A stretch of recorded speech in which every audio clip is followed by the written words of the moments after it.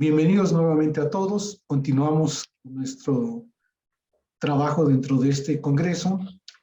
El día de hoy, además de los temas tan importantes que ya hemos tratado a lo largo de la mañana, pues continuaremos con una conferencia magistral que estará a cargo del doctor Alejandro de la Paz Toledo, sobre un tema que ha levantado bastantes debates, no solo a nivel nacional, sino internacional, la cuestión del litio. Como ustedes saben, se ha levantado un serio debate con relación a cuál debería ser el manejo que se tiene que tener sobre este recurso, cuáles son sus verdaderas potencialidades, hacia dónde deberíamos orientar una planeación prospectiva de futuro. Y, por supuesto, incluso nos topamos día con día con una serie de noticias en la prensa internacional que nos reiteran la importancia que está cobrando dicho recurso a nivel global. Solamente hace unos 2 o 3 días apareció por ahí en alguno de los tantos diarios de circulación internacional una especie de nota muy rápida sobre la necesidad o el interés que tiene Rusia sobre el litio en Ucrania, ¿no? Bueno, eso es uno de los muchos mensajes que solemos encontrar y muchas noticias que nos colocan, digamos, el radar justo sobre este tema, pero en realidad, ¿qué hay detrás del debate del litio? ¿Qué podemos encontrar y cuál es la situación que tenemos en nuestro país? Y de eso vamos a conversar a lo largo de los siguientes minutos. Y creo que sin más preámbulo, pues vamos a abrir paso a una presentación muy rápida del doctor Alejandro de la Paz Toledo para posteriormente darle la palabra. Así es que adelante, continuamos.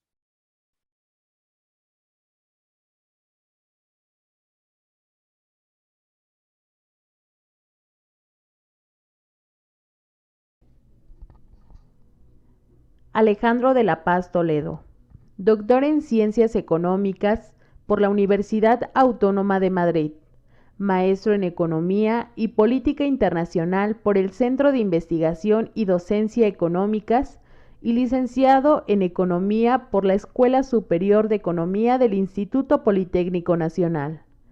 Cuenta con estudios doctorales en América Latina Contemporánea por el Instituto Ortega y Gasset de la Universidad Complutense de Madrid. Posee una amplia variedad de cursos de actualización profesional y de formación docente nacionales e internacionales. Ha trabajado en instituciones de educación superior de prestigio en México, en el Instituto Politécnico Nacional y Universidad Iberoamericana, y en España, en la Universidad Rey Juan Carlos de Madrid, compartiendo asignaturas referidas al análisis económico, teoría económica y al sistema financiero internacional. Actualmente es profesor, investigador adscrito a la División de Ciencias Sociales y Humanidades y al Departamento de Administración de la Universidad Autónoma Metropolitana de Azcapotzalco. Ha complementado la labor docente con actividades de investigación referidas tanto a los sistemas monetarios y financieros internacionales como a la integración económica y su impacto sobre el sistema económico nacional e internacional, lo cual le ha permitido publicar en revistas nacionales y extranjeras, así como participar en coloquios, congresos y dar conferencias en México y España. Su investigación más reciente aborda el proceso de transformación del sistema económico internacional, particularmente en el ámbito de la regulación. De la misma forma, ha estado orientado hacia el análisis de las políticas públicas domésticas en los sectores financieros y de la educación. Adelante. Muy bien, muchas gracias. Buenas tardes. En primer lugar, agradecer la invitación a participar en este evento. Confío en que lo que aquí se pueda vertir pues resulte de utilidad, ¿no? De interés y de utilidad para la reflexión. En realidad, esto es, como decía Rodolfo, un tema nuevo, relativamente nuevo, en el cual poco a poco pues, nos vamos implicando en el análisis para poder captar la complejidad que tiene para poder captar a cabalidad, pues cuál es la verdadera dimensión que posee este elemento, este compuesto químico, perdón, no compuesto, este elemento químico, para reorganizar toda la estructura del sistema internacional. A ver, mejor suena un poco exagerado esto. Sin embargo, en los últimos tiempos, en los últimos años, de una manera cada vez más reiterada aparecen comentarios escritos o vertidos en la televisión, en medios de comunicación, en los cuales se hace referencia al litio como el oro blanco, como el nuevo petróleo. Se han asignado un montón de adjetivos a este elemento. Yo no sé hasta qué punto corresponde a la realidad. A mí me parece que es un poco exagerado, ¿no? Es el spoiler de la conferencia. Al final de cuentas, la idea es colocar en una perspectiva adecuada el papel del litio, que es un elemento crucial, importantísimo, vital, pero habría que ser muy cautos en el análisis para poder darle la dimensión adecuada. En fin, entonces, voy a compartir pantalla, voy a poner la presentación que elaboré y empezamos.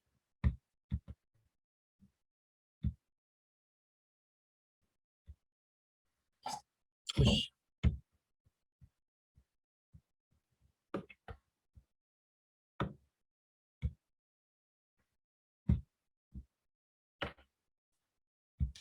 Bueno, normalmente yo tengo que avisarles, soy un poco torpe con estas cosas, así que confío en que me tengan mucha paciencia para en el manejo de la presentación. Ahora sí, lo conseguí. Cuando Rodolfo me extendió amablemente la invitación para participar en este evento, hablar un poco acerca del litio, la verdad que me da un poco gusto, al mismo tiempo que me da un poco de preocupación, porque realmente el tema del litio como tal es un tema que no es tan fácil de comprender en términos de lo que esto significa. Después yo, en lo personal, realmente nunca había escuchado hablar de litio. Lo estudié en la secundaria, imagínense ustedes hace cuántos años. En la secundaria, cuando tenemos que revisar, aprendernos la tabla de los elementos y los números y bueno, todo lo que hemos tenido que pasar por allí. Pero claro, más allá de eso, realmente no tenía una noción clara de lo que significaba.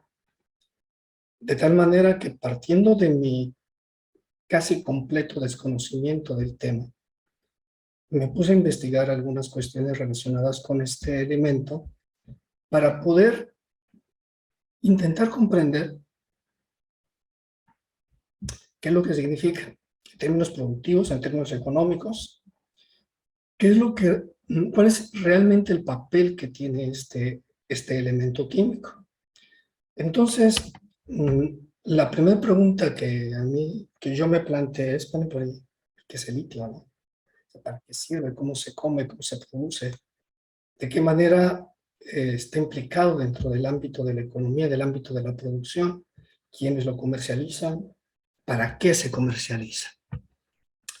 Bueno, lo primero, el punto de partida es el más elemental, es simplemente de reconocer el litio es un elemento químico, es uno de los primeros elementos que nos aparece en la tabla periódica, es decir, es un elemento que es conocido hace mucho, mucho tiempo, pero que tiene una serie de particularidades que en las actuales circunstancias en las que se encuentra el sistema internacional resultan ser sumamente relevantes.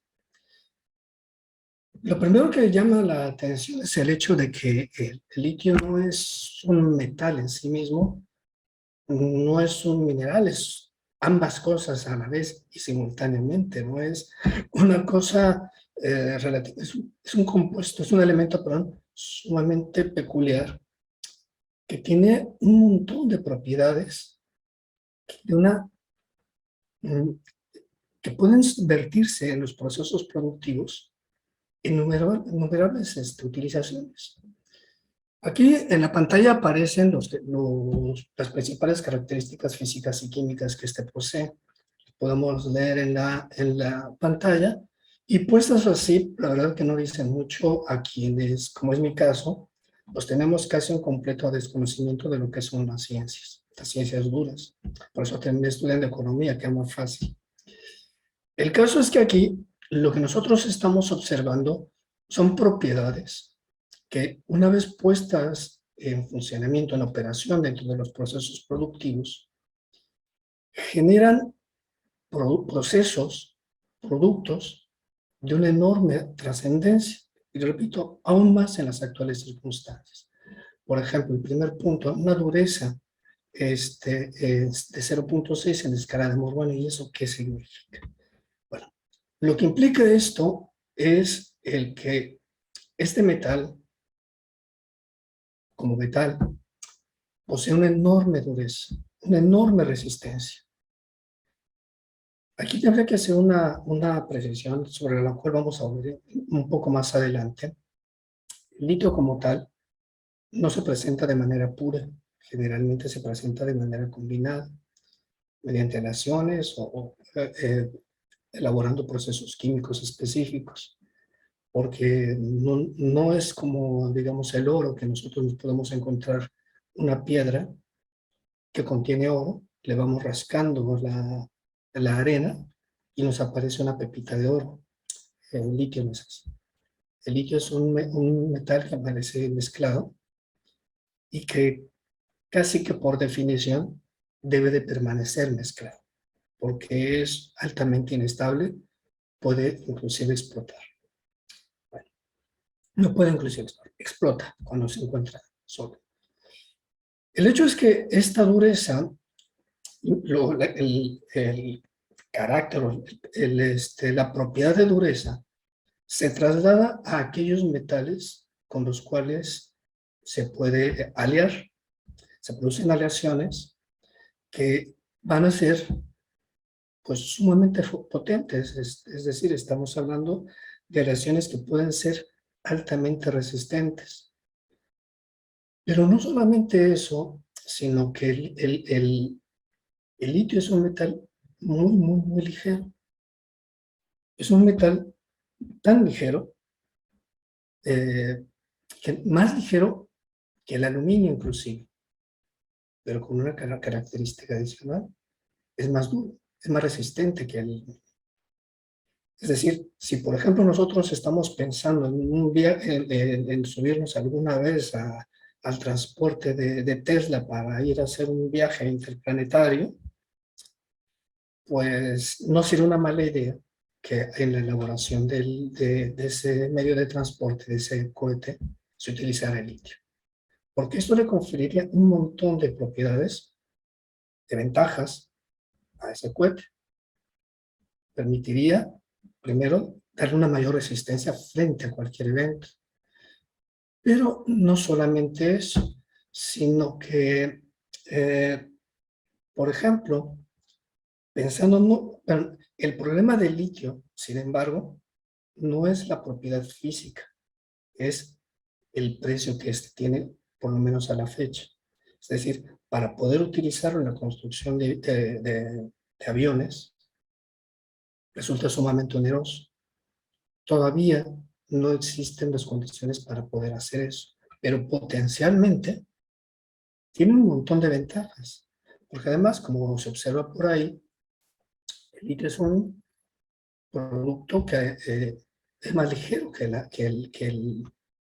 el aluminio, con lo cual el desplazamiento, el gasto, el consumo energético necesario para producir el desplazamiento de una unidad compuesta de litio, pues sería mucho más reducido. Y eso es algo a tomar en consideración. Además de ello, tiene una serie de propiedades. La segunda, que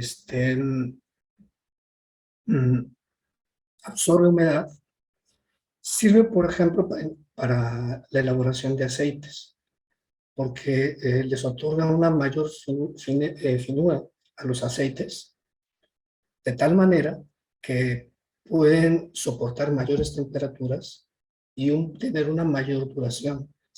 Tardan menos, pero tardan más tiempo en quemarse. Luego, el litio tiene una característica también muy interesante que es más ligero que el agua. Como les decía, es un metal sumamente ligero. Esto es importante en términos de los procesos de producción de litio. Esto es, de alguna manera, si nosotros observásemos el mar y pudiésemos distinguir si el litio brillara, desprendiera una luminosidad, nosotros podríamos ver flotar sobre el mar, sobre el agua, sobre un lado, el litio. Tiene una alta resistencia calorífica, ¿no? Tiene esto implica una mayor resistencia al calor. Tiene un grado de fusión muy bajo, de solamente 180 grados. Y esto es bien importante porque para producir aleaciones, al ser mezclado, reduce la temperatura necesaria para poder fundir un metal y generar una aleación.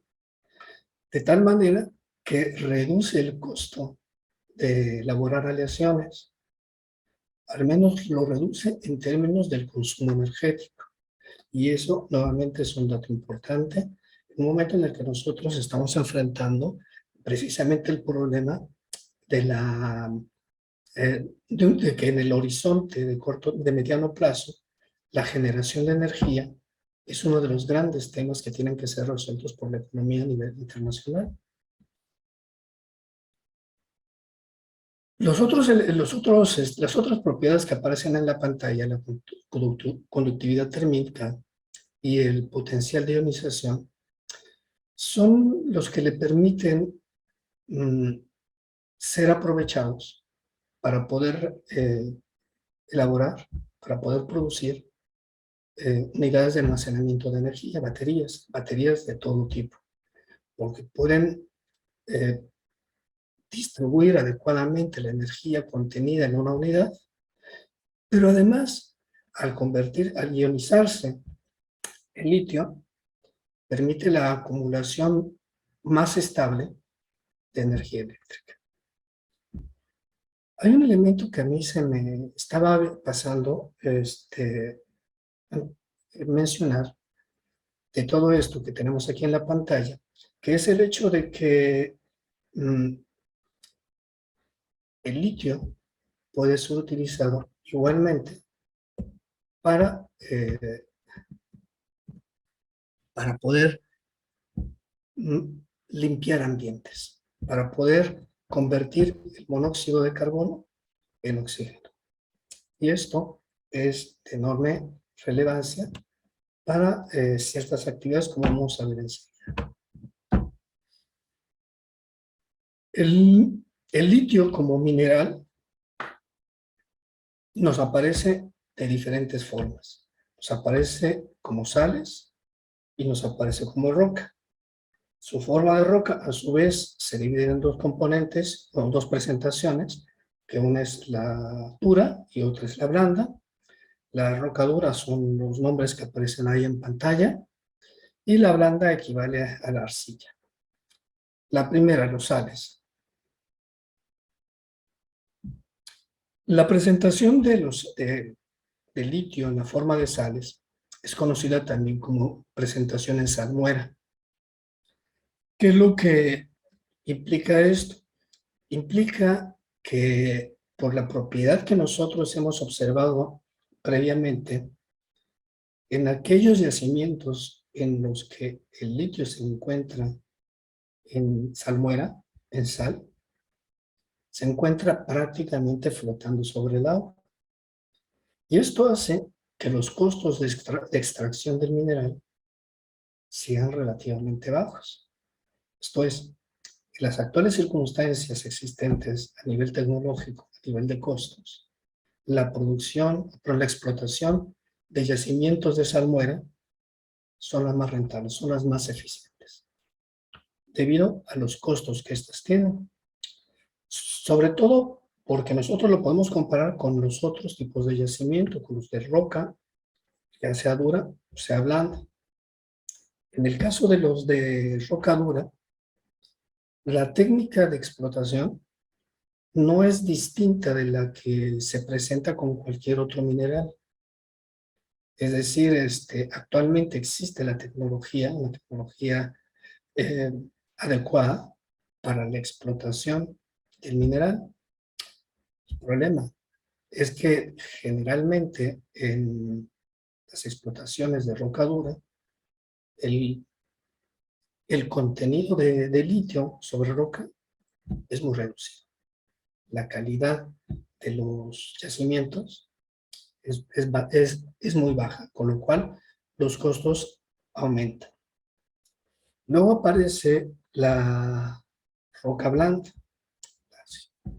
En este caso, el problema que existe con los yacimientos de arcilla es que las presentaciones, los yacimientos que tienen esto, sus características geológicas, las características geológicas que tienen no son equivalentes. Es decir, un yacimiento de arcilla que está en México es completamente diferente de un yacimiento que pueda estar en Chile, por ejemplo, o en Australia.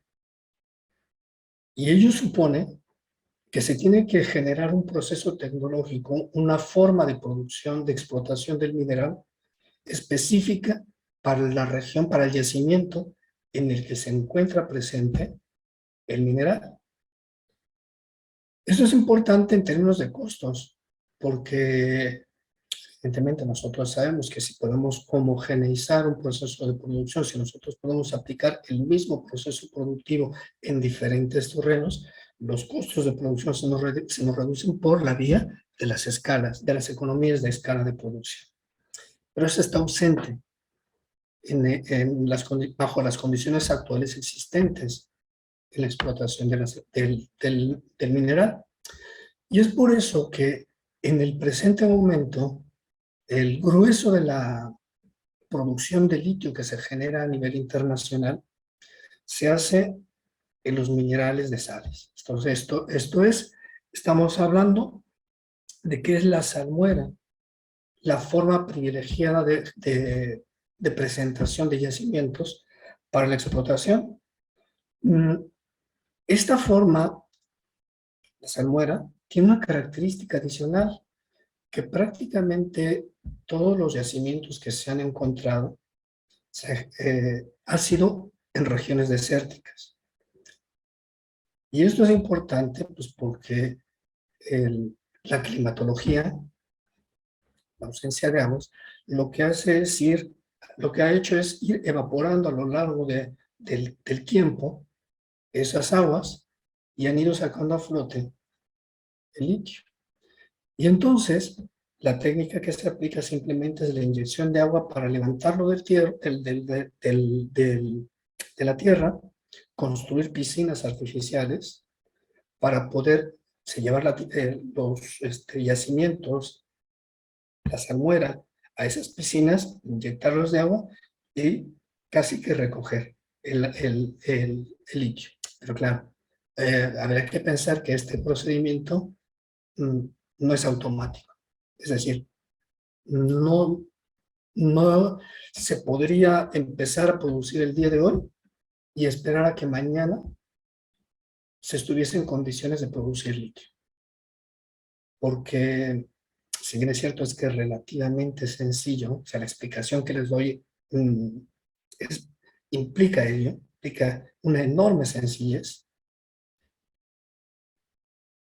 Bajo las condiciones de la tecnología existente en el momento, habría que esperar, en el mejor de los casos, un año para que se produjera el evento de la recolección de litio. Generalmente, la producción tarda 2 años. En promedio, desde que se empiezan a generar estas albercas, estas piscinas artificiales, y se inicia el proceso de inyección de agua. Cuidado, esta es una cuestión muy, muy importante, porque ello supone que la producción de litio consume grandes volúmenes de agua. Y el agua es un recurso escaso. lo cual supone una competencia en la utilización de esos recursos. Esto es, si por ejemplo nosotros estamos pensando en que en una región desértica de México se encuentra un yacimiento y que habría que explotarlo, y son yacimientos de salmuera, pues habría que canalizar grandes volúmenes de agua para poder generar el litio. O sea, habría que ir evaluando cuáles son los efectos no contemplados en la producción de litio. Nosotros, más adelante en la presentación, vamos a hacer uso de un concepto que se maneja en la economía, que es el de la externalidad, ¿verdad? Esto es, aquellos costos que no están integrados dentro de los precios, pero que son transferidos al conjunto de la sociedad. Por ejemplo, la producción tiene la generación de gasolinas, la producción de petróleo, tiene un costo, una externalidad no incluida dentro del precio. Esa externalidad es la contaminación. En este caso, evidentemente, la producción de litio supone externalidades. Y la primera de ellas es el alto consumo de agua que se requiere para poder producir una unidad de litio. Pero el litio tiene una peculiaridad. El litio es un elemento que es sumamente democrático. Es un elemento que se mueve en todas partes. Pues a lo mejor en algunos sitios hay un poquito más que en otros, o un muchito más que en otros. Pero el litio se encuentra en todas partes. Se encuentra en nuestro organismo inclusive. Forma parte de nuestra bioquímica. Pero en este gráfico que nosotros observamos en la pantalla, no se trata de una representación fantasmal de un mapamundi, sino que lo que intenta mostrar es la corteza terrestre. Esto es, el grado de concentración que existe en la corteza terrestre de litio es muy elevado. Es muy elevado, es significativo y se encuentra en todas partes. A eso vamos a ir un poco más adelante. Les decía, cuando yo me pongo a estudiar estas cosas, yo parto de un desconocimiento absoluto de lo que esto significa. Y por suerte hubo quien me ayudó en esta navegación y pude encontrar una serie de usos, una clasificación de los usos que se le han dado históricamente al litio. El litio es un metal que se utiliza desde finales del siglo XIX. No es un mineral nuevo. Simple y sencillamente los usos que tiene en la actualidad, los que se le dan en la actualidad han cambiado. Si por ejemplo nosotros pensamos en el primer rubro, vidrio, cerámica, todos los cristales que nosotros observamos en las grandes construcciones, generalmente tienen como uno de sus componentes al litio. ¿Por qué? Pues porque le da dureza al cristal, lo hace más resistente. Uno piensa que, pues, por ejemplo, un cristal, un vaso, si lo dejamos caer, pues se rompe, ¿no? Pero cuando nosotros observamos edificios que tienen sus paredes de cristal, observamos que no se rompen, alguna explicación tiene que haber. Y esa explicación pasa por la utilización precisamente del litio para darle fortaleza a los ventanales que se utilizan para la construcción. Si nosotros queremos calentarnos una taza con agua para prepararnos un café y lo hacemos en el microondas, metemos una taza de porcelana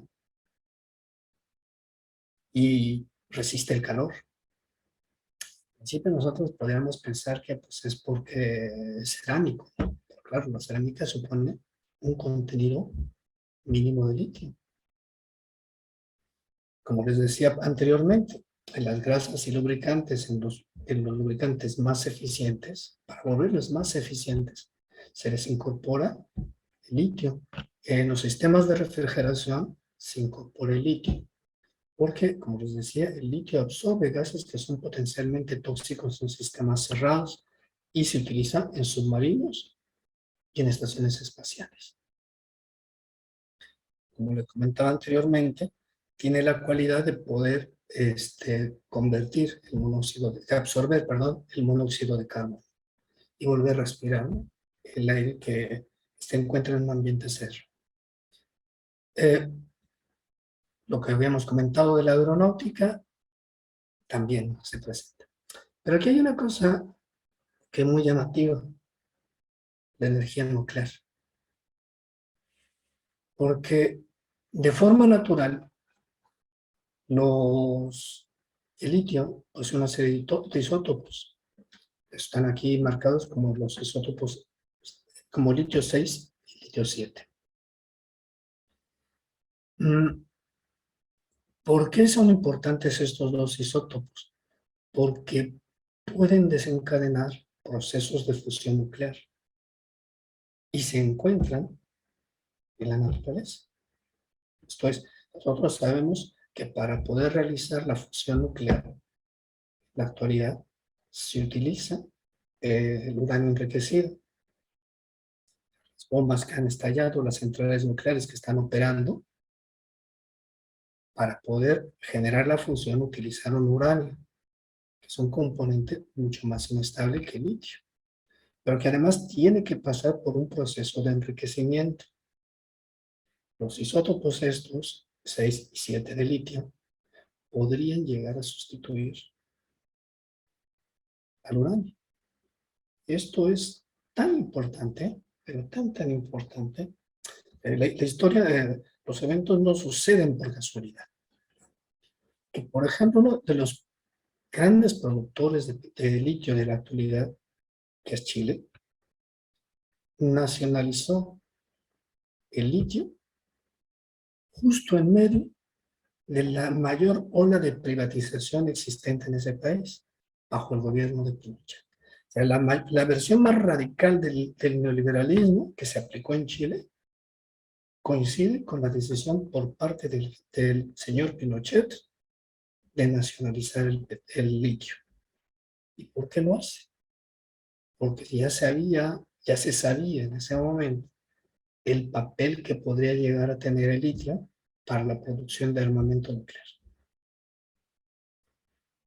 Y se dedicaron a la explotación del mismo. Es uno de los grandes, y como les decía, es uno de los grandes productores de litio de la actualidad, todavía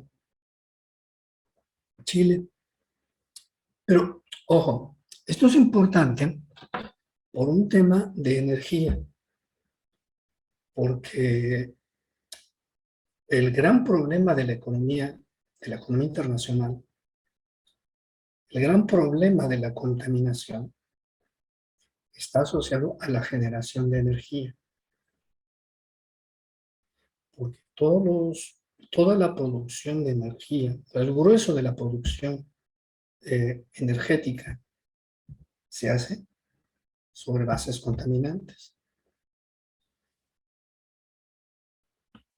La utilización del litio podría cambiar esto, porque, como vamos a ver, eventualmente les voy a enseñar unos estadísticos a este respecto.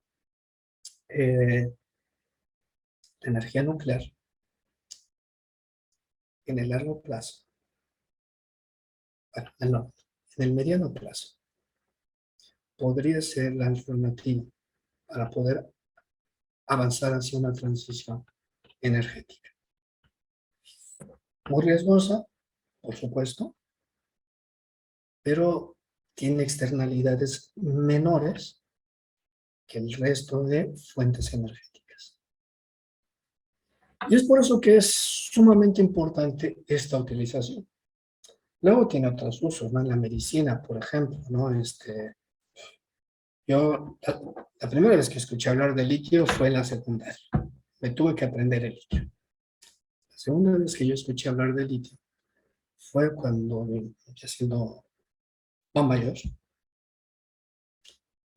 un conocido padecía esquizofrenia y para tratarle la esquizofrenia le daban litio. Y de eso sé que, para eso sé que se utiliza el litio. Tiene más usos medicinales, ¿no? En laboratorio, igual, pues cuando nosotros nos vamos a hacer unos análisis al laboratorio clínico y, por ejemplo, queremos hacernos una resonancia magnética, nos dan un contraste, nos dan una bebida que sabe a rayos para que pueda generar el contraste y generar las imágenes adecuadas para, para poder hacer la exploración. Pues el litio aparece en nuestras vidas de múltiples formas. Es un elemento casi que omnipresente. Eso sería lo que vamos a agrupar como usos tradicionales del litio. Luego hay un uso más específico, que son las baterías recargables. Las baterías que se utilizan para dispositivos electrónicos, teléfonos, computadoras, tabletas, todo esto, pero sobre todo para la electromovilidad, para la construcción, para la producción, perdón, de bicicletas, motocicletas, coches, autobuses, trenes. Y en el último de los renglones, de los rubros que aparecen aquí, está el almacenamiento de energía para algunas estructuras ciudades. Esto es algo que todavía no tiene una producción significativa para la economía internacional. Es una posibilidad para la economía internacional. ¿Por qué es importante esta? Bueno, es importante porque permitiría el almacenamiento de energía generada por vías naturales. La luz, el sol, perdón, el viento. Podría permitir el almacenamiento y con ello aminorar el impacto que tiene en la generación de energía la inestabilidad de las fuentes energéticas naturales. Ese es el gran problema de la generación de energía, de energía no contaminante.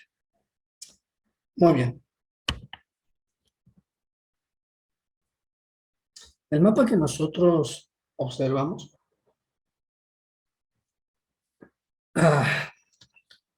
vemos la distribución mundial de recursos de litio. Como les mencionaba previamente, el litio es un mineral muy democrático, se encuentra en todas partes, pero en unas partes más que en otras. Aquí habría que hacer una precisión, una diferenciación entre lo que son los recursos y lo que son las reservas de litio, que no se trata de dos sinónimos, se trata de dos conceptos con implicaciones completamente diferentes. Los recursos de litio suponen simple y sencillamente el reconocimiento de que existe el mineral. Nada más. Es decir, no se habla de la producción. Cuando se empieza a hablar de la producción, o más bien, del litio susceptible de ser extraído, de ser procesado, el mineral que puede ser procesado, hablamos de recursos.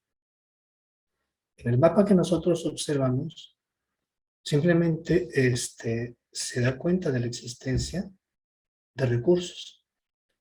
Evidentemente, de manera intuitiva, seguramente ustedes ya se habrán dado cuenta de que hay diferentes intensidades y que lo más probable es que la diferente intensidad en la coloración lo que refleje sea precisamente el distinto grado de calidad o de concentración más bien, que puede tener el litio sobre un mineral. En el caso de los recursos, insisto, nosotros estamos planteando en que, por ejemplo, en un yacimiento de 1 hectárea cuadrada, existe litio. Punto. Existe. Luego, si nosotros quisiésemos explotar ese litio, tendríamos que se tendrían que hacer los estudios de medición adecuados para saber si es rentable la producción de litio. Y entonces se convierte en un recurso. Perdón, en una reserva. O sea, luego me distrae la pantalla. Y entonces aquí lo que observamos es simplemente esto. ¿Cuáles son los principales los países que tienen los mayores recursos de litio? Bueno, los más importantes se encuentran en Sudamérica, Bolivia, Argentina y Chile. Luego están los Estados Unidos, España, China. Después pues, le siguen países como Canadá, como Rusia, Alemania, y hay una parte de producción también en España, México, Brasil, Perú. Son países que tienen recursos de litio significativos. Pero insisto, se trata de recursos. Se trata sencillamente de saber que existe el mineral, no más. Aquí nosotros observamos la distribución de los recursos mundiales de litio, digamos en términos de cantidades. Se utiliza, perdón, en la medición del litio se utiliza un concepto que es CLE, el carbonato de litio equivalente, que es el compuesto químico que se utiliza como homogeneizador para poder comercializar el litio. Entonces aquí las mediciones en millones de toneladas de, se me acaba de ir el nombre, ya ven, carbonato de litio equivalente. Los 3 principales productores están marcados ahí, Bolivia, Argentina y Chile. Y México modestamente se encuentra a mitad de la tabla. No es uno de los países que tenga los recursos más vastos del mundo. Tiene recursos muy, muy importantes, pero no es ni de lejos el principal poseedor de recursos de litio. Ojo, recursos que no son reserva. Eso es otra cosa. ¿Qué es lo que hay en México? Que nosotros tenemos nuestro mapa, el mapa que todo el mundo conocemos, en el que observamos, como en el mapa anterior, diferentes coloraciones. Después, la distribución del litio es general, pero hay sitios en los que hay más. Las regiones que poseen los mayores recursos, insisto, no están medidos, no están cuantificados, simplemente se sabe, estudios geológicos así lo determinan, que existen niveles importantes de concentración de litio, pero hasta allí no hay ningún yacimiento explorado, ni mucho menos, pero se supone que los yacimientos, los estados que poseen mayores recursos, recursos de litio, son San Luis Potosí, Zacatecas, después Puebla, y ya finalmente Chihuahua y Michoacán. En rojo se encuentra, el punto rojo nos ubica el yacimiento de Bacadehuachi. Este yacimiento del que todos hemos escuchado hablar es muy importante porque es prácticamente el único yacimiento en México que ha sido cuantificado. Es el único yacimiento que en principio se encuentra ya en condiciones de explotación. Todavía no se produce absolutamente nada. México no produce litio. Hemos sido importadores de litio históricamente. Pero ese yacimiento, el de Bacadehuachi,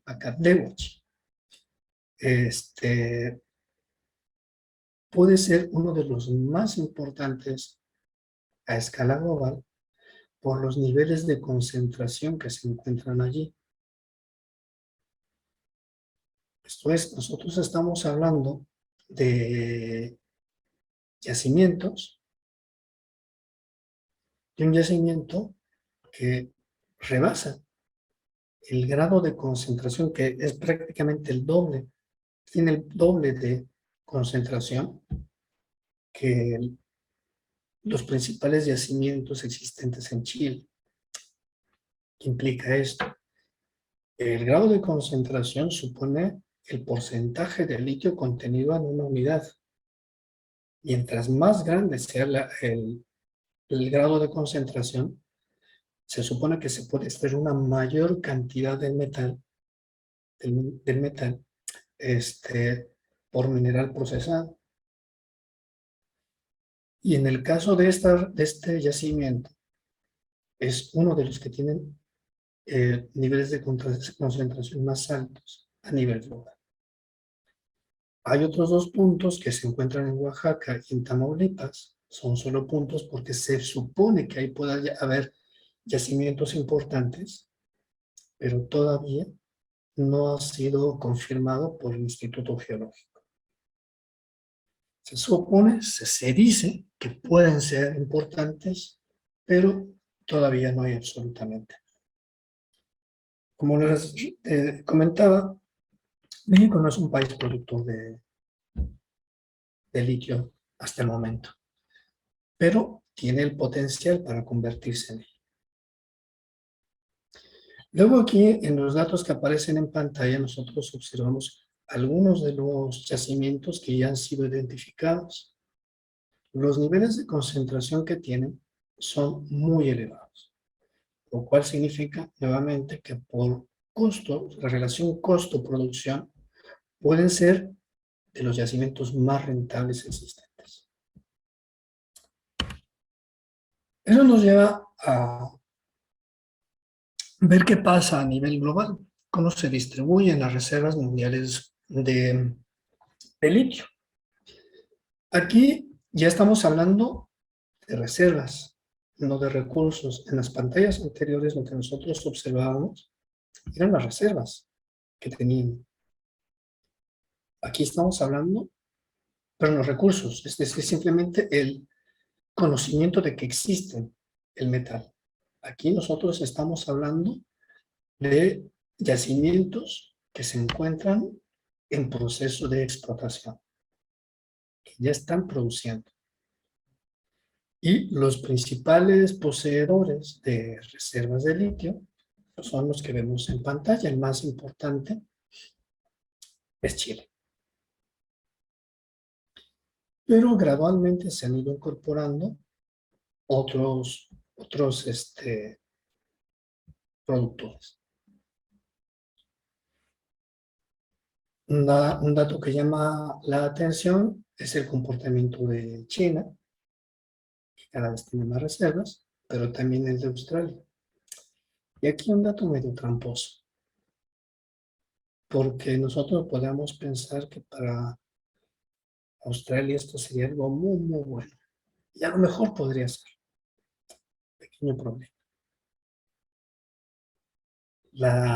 Los yacimientos más importantes que se encuentran en explotación actualmente en Australia son propiedad de empresas chinas.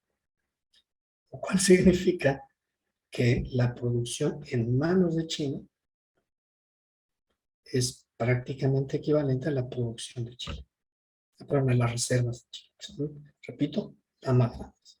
Pero ojo, hay que pensar que la estrategia de gestión de las empresas chinas es muy importante y se encuentra desplegándose a lo largo del sistema internacional.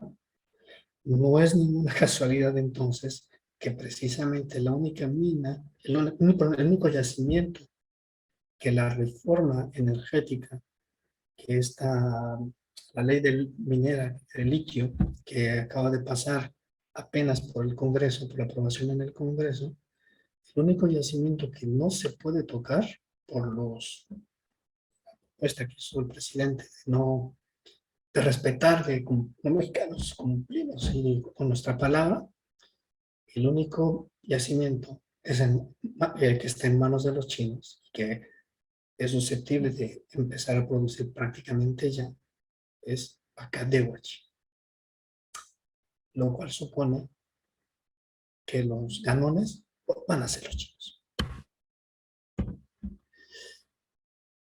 En esta pantalla lo que nosotros observamos es un proceso de transición en la utilización del litio.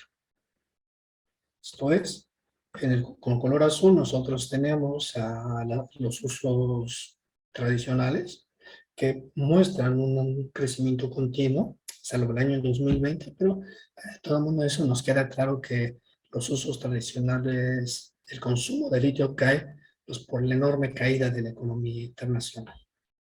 La caída asociada al COVID, la recesión que indujo el COVID, pues tiene un impacto en la demanda, en la utilización de litio, y es por ello que se observa esa caída, y en el 2021, que comienza la recuperación de la economía internacional, pues simultáneamente se recupera el nivel de la utilización del litio para el resto de fines productivos.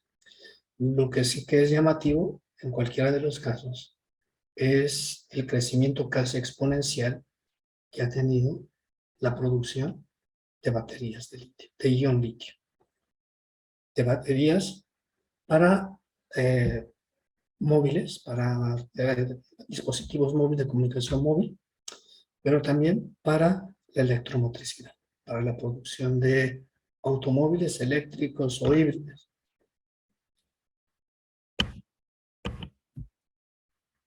¿Cuáles son los principales productores? Pues aquí lo vemos en pantalla, lo habíamos comentado previamente. Los principales son Argentina, Australia, Chile, China y otros.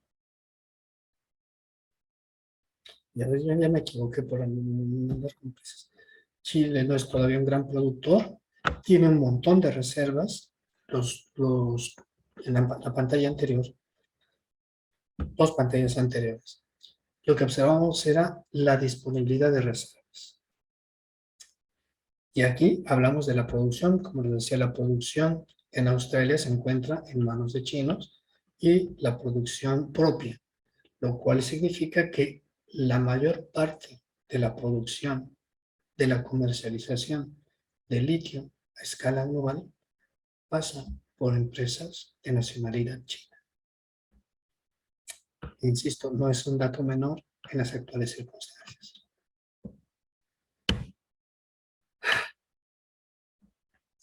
Aquí nosotros usamos una serie de estadísticos y de gráficos que nos muestran pues, de una manera más puntual cuál es el comportamiento de las reservas, de una serie de relaciones, la relación de reservas y recursos, el dato azul, es decir, qué tanto de los recursos disponibles es susceptible de ser utilizado para la producción. Con el color magenta observamos la relación de la producción con respecto a reservas y con el color verde la producción respecto a recursos. Y este último dato es bien importante porque en realidad, como ustedes observan, los datos en las barritas verdes son prácticamente inexistentes.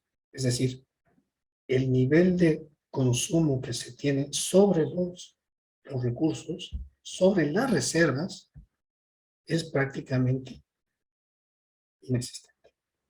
Y esto representa un enorme potencial de explotación de vista al futuro. Existe un enorme margen. Aquí sí que casi es mentira, pero casi que se podría aplicar el criterio de que la oferta es completamente inelástica, de que no existen límites para el agotamiento del litio. Es mentira, ¿eh? Pero nos encontramos en una fase en la que existe la apariencia de que nosotros podemos producir, bueno, de que se pueden producir litio y que este mineral no se va a agotar en una, ni en dos, ni en tres, ni en cuatro generaciones. Que podrían pasar muchísimos años antes de que se pudiese empezar a hablar del agotamiento del litio. Claro, todo tiene su precio, ¿verdad? Aquí, el dato que les aparece en pantalla es, y esto es el dato importantísimo, en el caso de las reservas de Bacá de Huachi, las reservas representan el 45% de los recursos. Esto es prácticamente la mitad de los recursos existentes en este yacimiento son susceptibles de convertirse en el carbonato de litio equivalente, es decir, en un producto para la venta. El gráfico que nosotros tenemos ahora en la pantalla, lo que observamos entonces simplemente es la transformación del mercado de litio por los usos que éste tiene.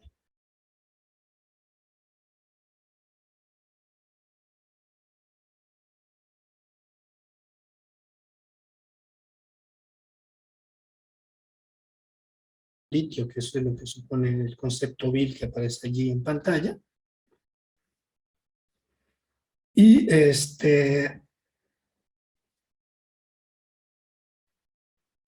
los usos industriales que habíamos descrito previamente. Al principio del siglo, el grueso de la producción se canalizaba para los usos industriales y en fechas recientes, el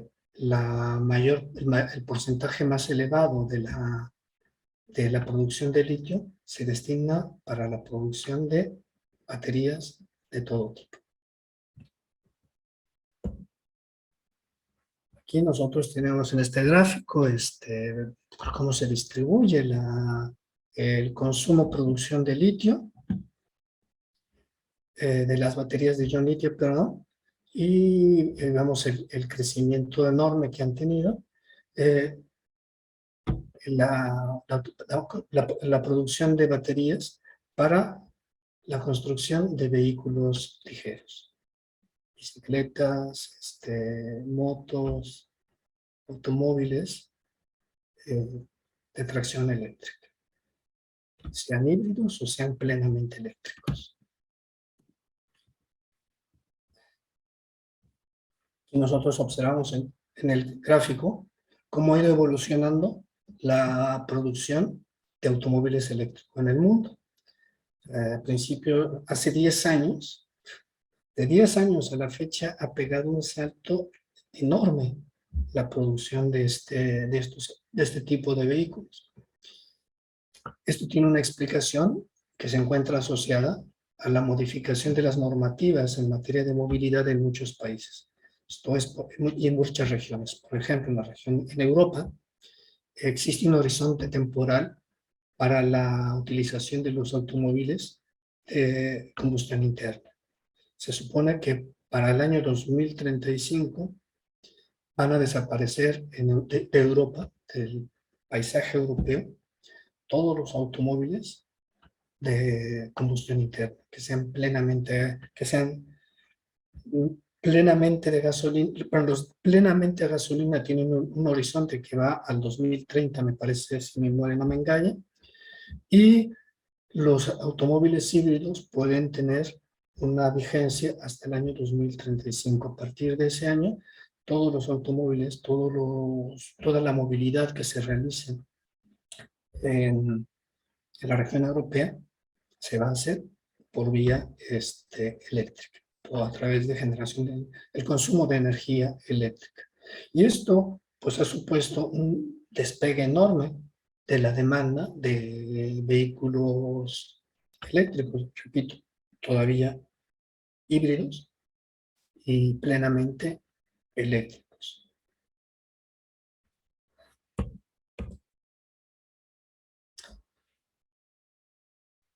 Hablando de la demanda de litio, nosotros aquí observamos el comportamiento por países y región. El principal demandante de litio es China. Pero en realidad, si nosotros observamos las barras, sobre todo la última, la que se encuentra más a la derecha, prácticamente la totalidad del consumo está representado por dos colores, el morado y el azul, que son Asia sin China y China. Pero Asia sin China, híjole, es decir demasiado y no decir nada. En realidad, se habla de dos países, Japón y Corea del Sur. Es decir, en conjunto estos tres países son los principales demandantes de litio, son los principales productores de baterías para todo el sistema internacional. Claro, esto genera una dependencia estratégica preocupante.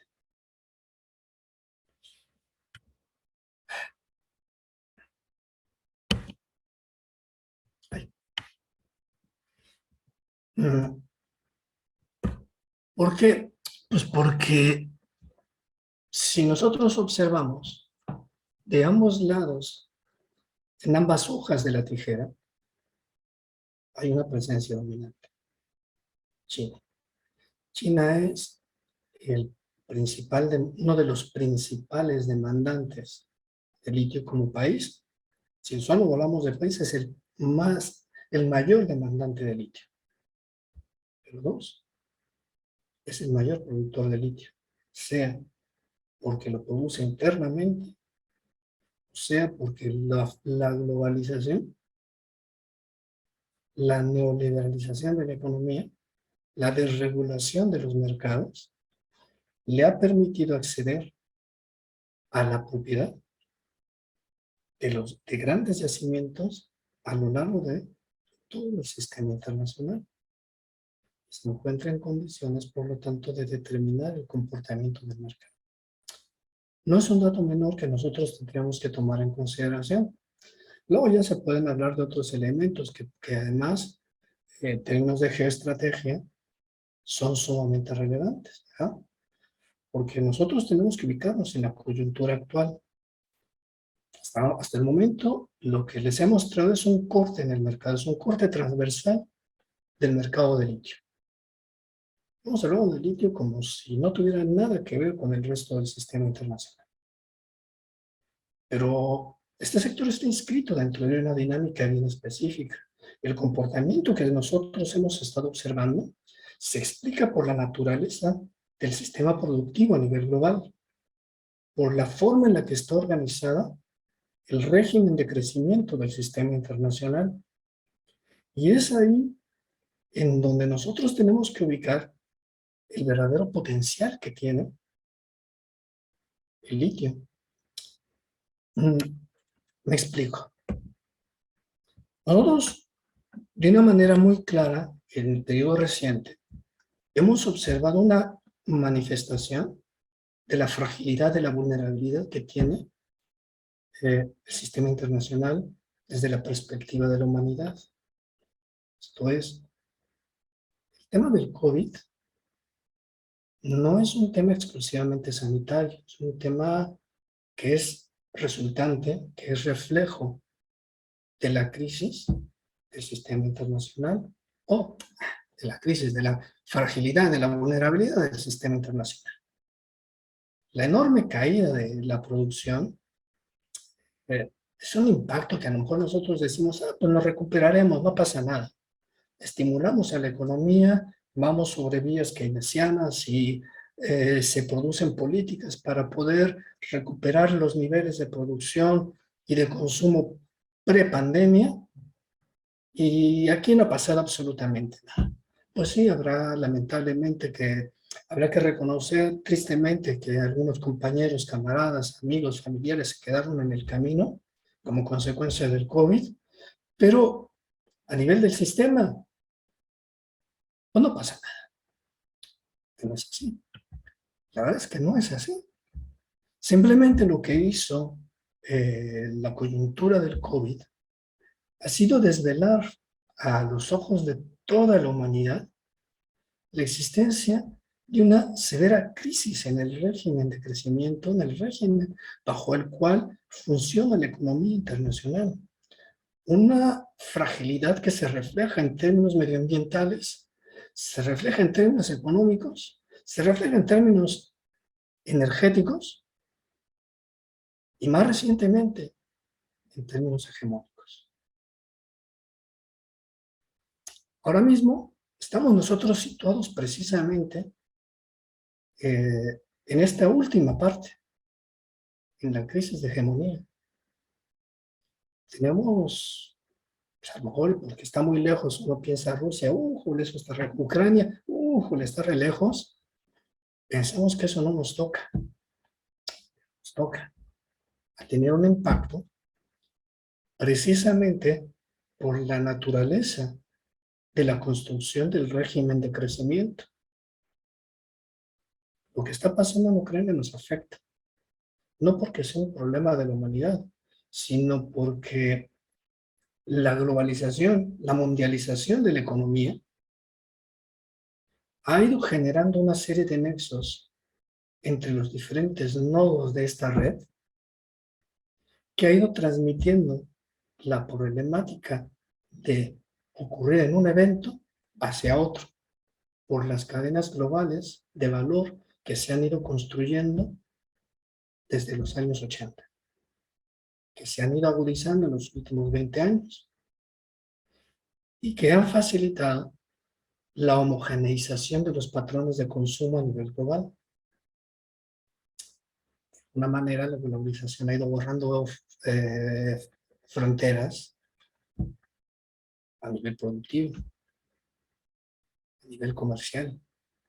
¿Ustedes saben cuál es la cantidad de tratados de libre comercio que existen en el sistema internacional? Pues hay más tratados de libre comercio que países en el planeta. Así. Esos tratados de libre comercio han facilitado la profundización de un régimen de acumulación, de un régimen de crecimiento que tiene enormes externalidades en todos los terrenos. Lo más evidente, nosotros podemos partir de la crisis energética, porque pues, a lo mejor es lo más visible. Estamos hablando de que el petróleo, de que afortunadamente en México el precio de la gasolina no se ha incrementado, por razones que bien aplicado, por cierto, el presupuesto en este caso, para contener la inflación, al menos desde mi perspectiva, pero que lo que observamos en el día a día es que los precios de la energía, de los precios del petróleo, de la luz, del gas, se están disparando en todas partes. Claro, yo no pienso, ¿y por qué se produce esto? Solamente por una pequeña guerrita que hay en una región muy localizada del sistema internacional. ¿Será que habrá algo más que está ocurriendo en la dinámica de este régimen que se está traduciendo en la agudización de conflictos, en el incremento de los riesgos que existen sobre la dinámica, que pesan sobre la humanidad como consecuencia de la dinámica internacional? Yo creo que va por ahí el asunto. Va por ahí el asunto porque finalmente cuando nosotros estamos pensando en el comportamiento de la economía internacional, esta severa crisis que se está observando a nivel global, insisto, no como consecuencia de la caída del COVID, eso es circunstancial. Lo único que ha hecho eso es desenmascarar lo que estaba pasando. Pero hay una trayectoria de largo plazo que apunta hacia la aparición inevitable de crisis en todos estos terrenos. Por ejemplo, la dinámica de crecimiento económico va generando externalidades, va generando contaminación. Pero no solamente eso. ¿Cómo nos golpea la crisis de Ucrania, la guerra de Ucrania, perdón? Pues porque Ucrania es uno de los grandes productores de fertilizantes. Y por la vía de la especialización a escala global que se ha construido durante este periodo, pues muchas economías, la mexicana por ejemplo, que producían sus propios fertilizantes, optaron por dejar de hacerlo. Los gobiernos, aquí fue, me parece, Salinas, o Cedillo, no recuerdo con exactitud, quien decide cerrar la producción de fertilizantes en el país. ¿Cómo para qué? Si lo producen más eficientemente en otra parte y es más barato. No tiene sentido. Deslocalicemos la producción de fertilizantes. Que lo hagan los ucranianos. Órale, pues, lo hacen los ucranianos. Pero ahora que el mercado se cierra, los precios se disparan. Y entonces no se puede abastecer a los productores que son dependientes de los fertilizantes. ¿Se puede conseguir? Sí, claro, pero a un precio más elevado. Y eso impacta. Claro, sí, se puede conseguir a precios más elevados. ¿En qué condiciones? ¿En qué condiciones productivas? ¿Con qué costos medioambientales se pueden generar esos nuevos fertilizantes? Y claro, hablando de ello, cuando nosotros pensamos en que este régimen de crecimiento tiene un impacto medioambiental, también tendremos que estar hablando, me voy a adelantar un poco antes de que se me gane el tiempo, como siempre me sucede lamentablemente en mis exposiciones. Nosotros estamos aquí hablando, voy a saltar mucho, del comportamiento, por ejemplo, de las reservas internacionales mundiales de petróleo. Otra vez estamos hablando aquí de reservas, es decir, susceptibles de ser explotadas. Si bien es cierto que se mantienen relativamente constantes, eso es a costa de este cambio, de esta transformación que se observa en la producción de petróleo. El gráfico que tenemos aquí se habla solamente de la producción en los Estados Unidos, que no es el país, por uno puede decir que no es la economía más representativa, pero es sintomática de la transición que se está dando en la generación de petróleo, la producción de petróleo. En la línea azul, nosotros tenemos el petróleo convencional. Y en la línea roja, nosotros observamos el petróleo no convencional. ¿Qué es esto del petróleo no convencional? Si ustedes se acuerdan hace rato cuando hablábamos del litio y de las diferentes formas en las que se presenta, pues aquí estamos hablando más o menos de lo mismo. El petróleo convencional es el que se extrae de la tierra. Así que se encuentran los yacimientos, es lo que nosotros observamos cuando vemos las torres estas de producción, de extracción de petróleo. Pero el petróleo no convencional tiene que ver con el esquisto, tiene que ver con el fracking, perdón. Tiene que ver con formas que son cada vez más costosas. Inclusive, fíjense que en la producción convencional hay una tendencia a la disminución. Esto es consecuencia de que el petróleo fácil de extraer se ha ido agotando. Se tiene que ir a la extracción de petróleo de menor calidad, de yacimientos de menor calidad, como el litio, lo que comentábamos anteriormente. El criterio se aplica tal cual al mercado del petróleo. En este caso, lo que nosotros observamos es que precisamente la producción de ese petróleo sencillo esos petroleros de Texas, ¿verdad? Ha ido disminuyendo, pero lo que aumenta es la producción del fracking. ¿Por qué es importante esto? Porque tiene un mayor impacto medioambiental. Por ejemplo, para la extracción del petróleo convencional, se inyecta gas. Se inyecta gas y el petróleo brota.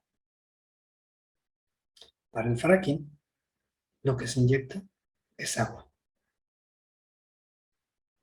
Entonces, para poder producir esa energía, ese energético, hay que consumir enormes volúmenes de agua.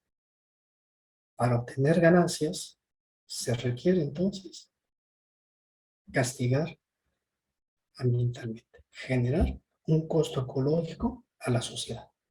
No a la sociedad de los Estados Unidos, porque en este caso, ojo, tendríamos que pensar que el medio ambiente es un bien público internacional, es un bien al que todos tenemos, es algo a lo que todos tenemos acceso. Entonces, volvemos aquí, voy a saltar muchas gráficas que pensaba que iba a dar tiempo, pero soy muy chismoso y el tiempo se me va rápidamente. Entonces aquí, por ejemplo, lo que nosotros observamos es en el comportamiento de los mercados. Me interesa ir más de la energía aquí, al comportamiento de precios agrícolas. Lo que nosotros vamos a observar es que se encuentra aquí con el color cafecito, ¿sí? Una tendencia a aumentar en los últimos años. ¿Por qué sucede esto? No es un problema, es un problema de costos, fertilizante, por ejemplo. Pero también es un problema de extensión de la tierra. La tierra tiene límites. Y aquí el concepto de costo de oportunidad se aplica cada vez más. Después, si nosotros decidimos utilizar un terreno que tiene litio para producir litio, al mismo tiempo estamos diciendo que ese terreno que a lo mejor se utilizaba para producir alimentos, pues resulta que ya no. Y entonces hay una competencia por la utilización, hay un desplazamiento. En macroeconomía se utiliza el concepto del crowding out, ¿verdad? Este desplazamiento que hace que por hacer una cosa dejemos de hacer otra. Pues lo mismo aquí se aplica. Nosotros observamos, ¿verdad?, un comportamiento en el cual el problema de precios no está asociado a la demanda, sino que está asociado a la oferta. ¿Por qué es importante señalar esto? Porque cuando nosotros pensamos en términos de las políticas que se aplicaron para hacerle frente a la... Ya me perdí yo mismo aquí en mi presentación. Para poder hacerle frente a la emergencia sanitaria, pero también desde antes inclusive, los gobiernos de muchos países, de la gran mayoría de países, recurrieron al endeudamiento, a la compra de activos en los bancos centrales, por parte de los bancos centrales. Es decir, los bancos centrales adquirían activos, deuda que emitía el gobierno para poder financiar la adquisición de equipamiento para hacerle frente a la contingencia derivada del COVID. Esta es una estrategia que en realidad arranca desde antes. Aquí en la pantalla nosotros tenemos al principio la barra en 2009. Y ustedes recuerdan que en 2008 hubo una crisis financiera terrible. Pues una de las estrategias para poder resolver esa crisis fue la utilización de lo que se ha denominado como política monetaria no convencional, que se traducía en los hechos en una intervención cada vez más profunda por parte de los bancos centrales en los mercados de activos para adquirir activos que permitieran modificar la estructura de los balances de las entidades financieras que estaban con riesgos de solvencia. Derivado de ello, entonces, se observa un crecimiento, pero continuo, lo que se observa aquí en la pantalla, en la compra de activos, por parte de la intervención del Banco Central en los mercados de activos. ¿Por qué es importante esto? Porque supone deuda, supone un endeudamiento. Y un endeudamiento eventualmente tiene que pagarse. Tal vez por eso, razón, y porque somos expertos y tenemos mucha experiencia en endeudamiento en México, el gobierno actual decidió no recurrir al endeudamiento. Casualmente, dirían algunos, tal vez esa sea la razón por la cual una de las monedas que se comporta mejor en los mercados monetarios, los mercados de cambios, sea el peso. ¿Por el peso no se ha devaluado? Pues a lo mejor y porque el gobierno de López Obrador no recurrió a esta estrategia de endeudamiento, que lo estamos observando en este momento, está expandiendo, generando una ola de expansión de la inestabilidad en los mercados cambiarios. Pero no solamente eso, sino que en términos prácticos se ha incrementado la masa de capital ficticio que existe en la economía internacional. ¿Qué es esto del capital ficticio? Híjole, quienes tengan algo de entrenamiento, de preparación en economía marxista, seguramente recordarán que el ciclo de la mercancía, de la ganancia en Marx es dinero, mercancía, dinero incrementado. Pero luego aparece el fetichismo del capital, ¿verdad? Porque hay un ciclo que es dinero, dinero incrementado. Ese es el capital ficticio, es el capital que se crea dentro de los circuitos financieros. ¿Y por qué es ficticio?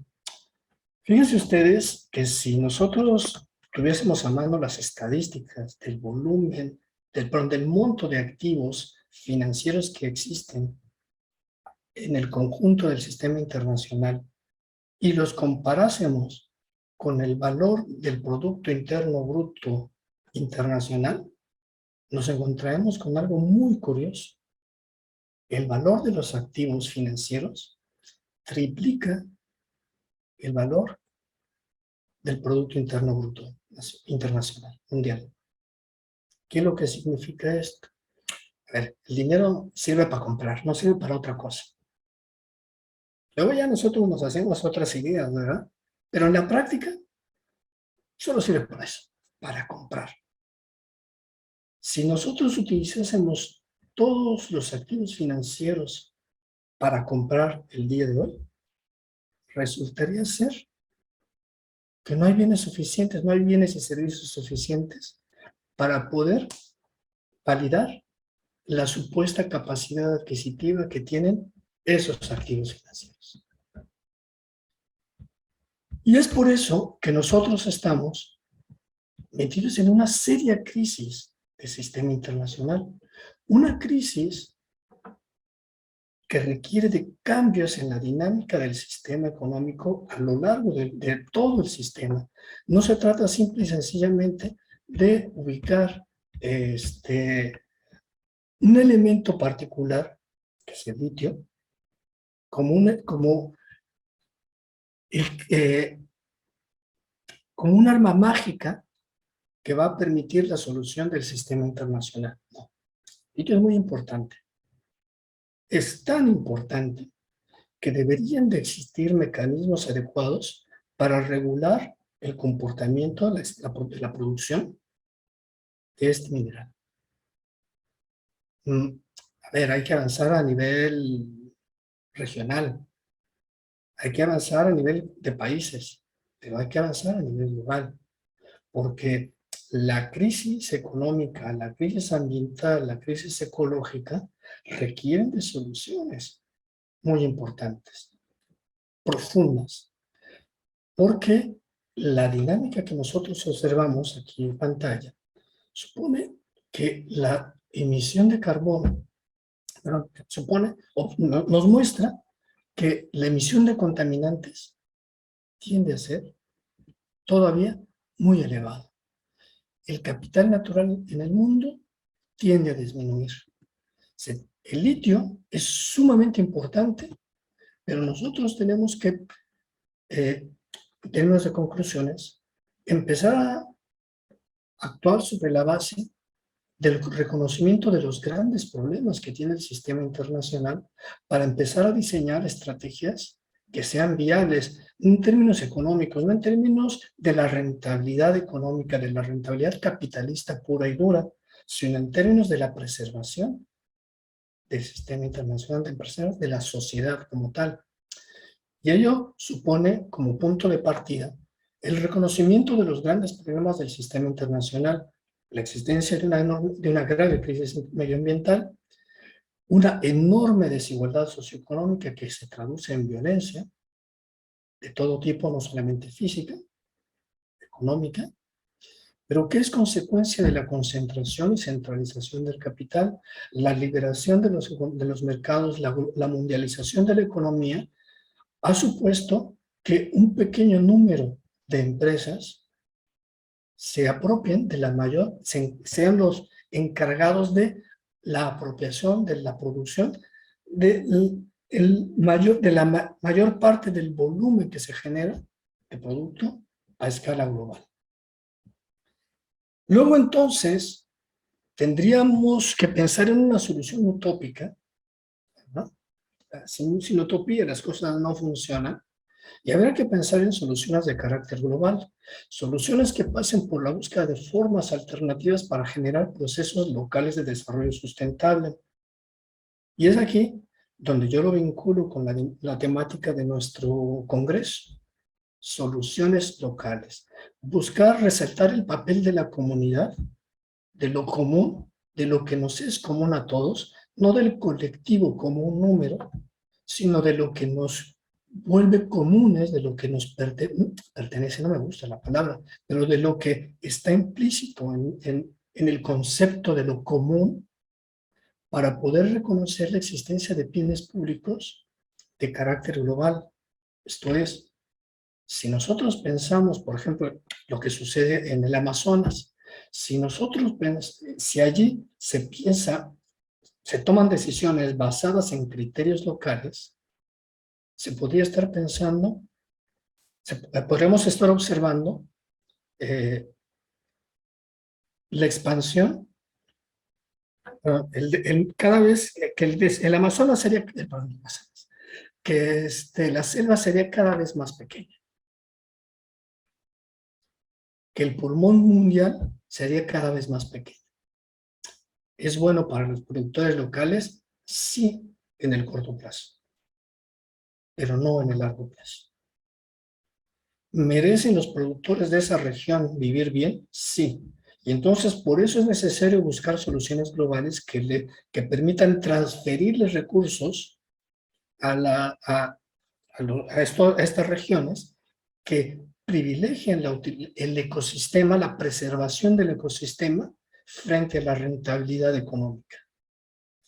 Y entonces es por ahí por donde, desde mi perspectiva, se tienen que empezar a barajar soluciones.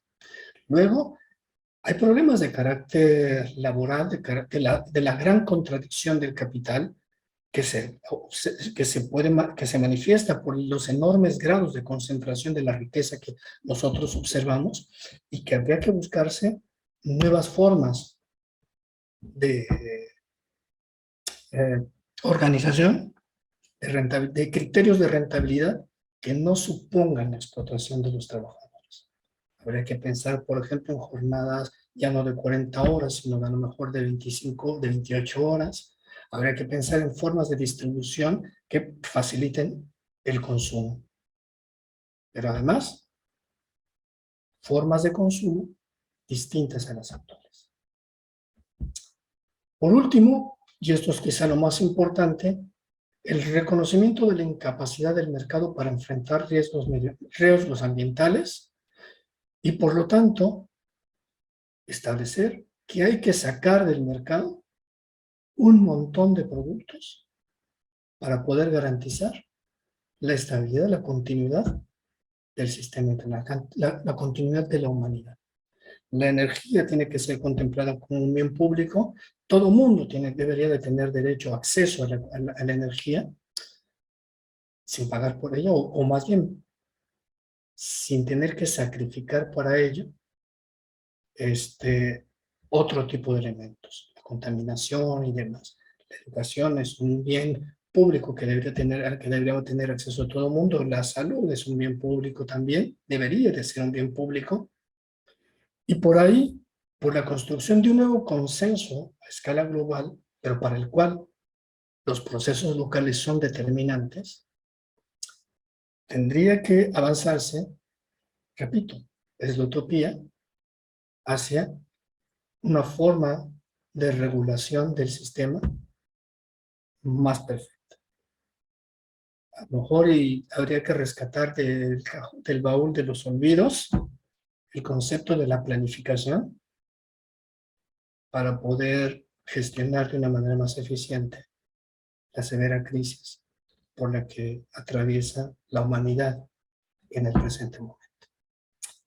Y bueno, como ya me han dicho que me calle, pues voy a callarme, simplemente agradecerles la atención y me pongo a su disposición para cualquier pregunta que quieran hacer. Voy a dejar de compartir mi pantalla.